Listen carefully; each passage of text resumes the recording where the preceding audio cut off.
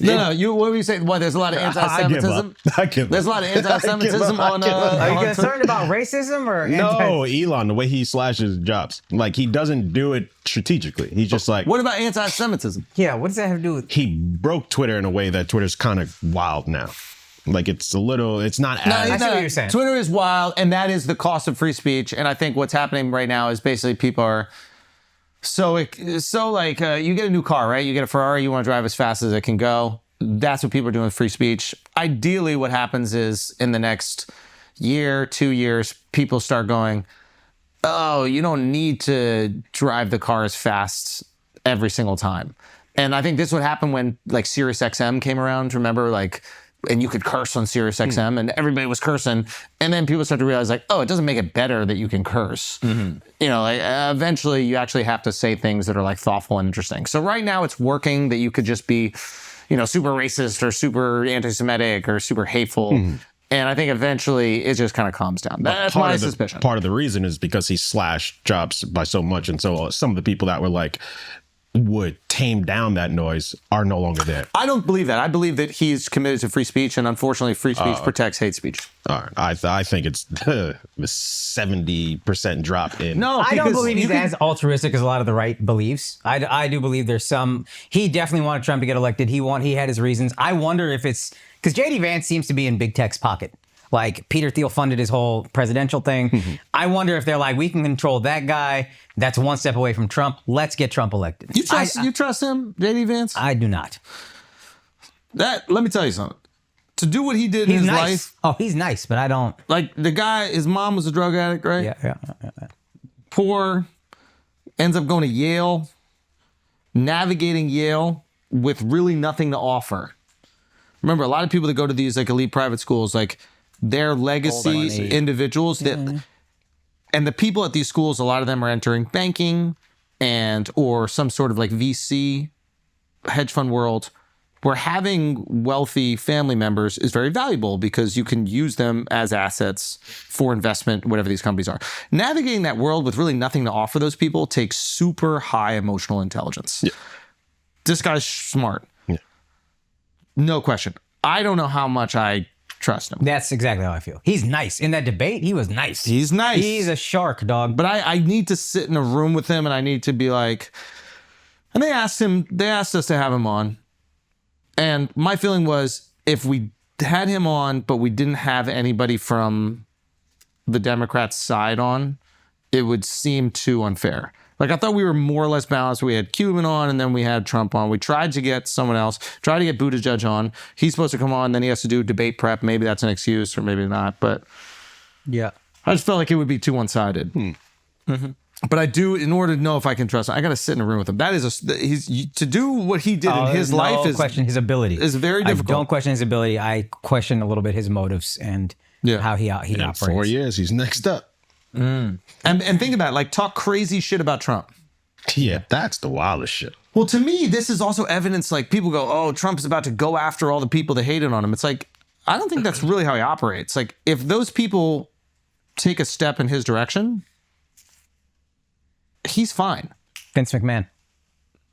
So if they continue to hate on him, then they might be fucked. But if they try to be diplomatic and they try to work with him and do things, clearly he will forgive. He forgot. The VP is the guy who hated him more than anything, said vile things about him. Now he made him VP, next in line to rule the country. Because could that also show how easily manipulative? I mean, how easy he can be manipulated? I think that's one way of looking at the argument. Mm-hmm. And it's just the same coin, right? One side is, oh, he's easily tricked or manipulated. The other side is, he looks at it as business, or he looks at it as the game. He looks at it as politics. And once you're willing to get on board, if you're willing to help the agenda and you can help the agenda, doesn't matter what you said, let's go make this work. Probably a little bit of both. So it could be, yeah. Our thing is culturally more annoying now with Trump. Oh, break that down. That's an interesting one. Like from 2016 to 2020, it just seemed like every day there was like a culture war happening. He would tweet some shit and then people would dissect it and there'd be back and forth. And if you said something like specifically on stage and you'd be like, I think this, people would be like, wait, are you a Trump guy? Are you not? Da, da, da. Is that a redo? I agree with you. It's over. It's not a redo. It's an over. It's a unanimous victory. People are exhausted. I actually think him losing in 2020 is the best thing that could have happened because America clearly wasn't ready to reject the path it was going on.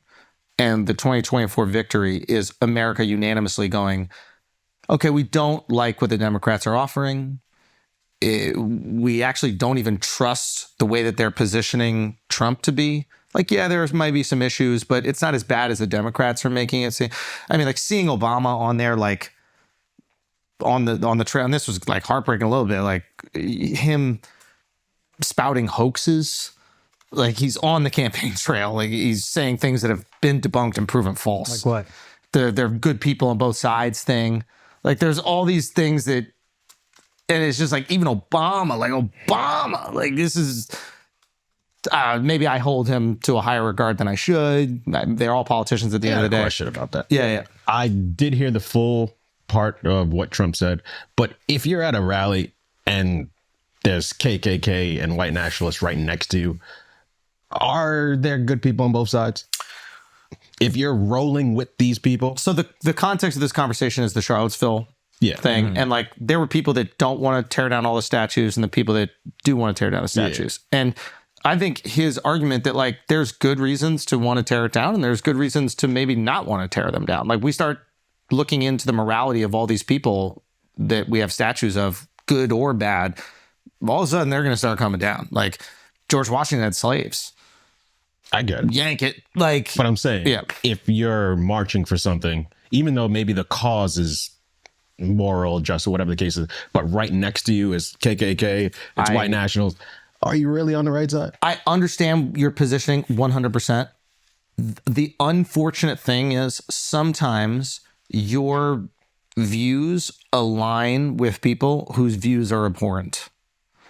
So, for example, KKK people might want smaller government. You might want smaller government. You guys might agree on that. That doesn't mean you support KKK shit. Yeah, I'm just saying if there's a march for smaller government and KKK shows up and be like, I'm going to sit that one out. Yeah, he could have said nothing. But it's like, if you're in a free speech debate, you're like, look, I see both sides. But that doesn't mean I'm like endorsing the people that are pro-Hitler. Well, I do think Trump will. He doesn't want to lose, ever. So he will co-sign some shit that he shouldn't co-sign if he knows those guys are going to vote for him and he doesn't want it. And if he doesn't, then he's going to lose their vote. He'll figure out whoever's outraged on the back end. Mm-hmm. But let me just not lose their vote. And I don't like that. I don't. I would say also to your initial point, I think being comedians, we're in making the jokes, whatever. The height of like the cancel culture shit was like 2015, 2016. I think Trump getting elected the first time was the beginning of the downward. We're done with this. And I think 2016 when he won, everybody's like, but he lost to popular. So you still felt emboldened that the majority of the country is with me. Now this is such a decisive victory. Yeah. Trump won the popular. I do think people in the middle have to start looking like, oh, these leftists don't got it. They act like they got it. They don't got it. And they're going to believe what they're going to believe because they're retards, as are people on the far right. But like, just a rejection. Yeah, it's just a rejection of like actors as influencers. Oh, yeah. Actors and musicians don't move the needle. No.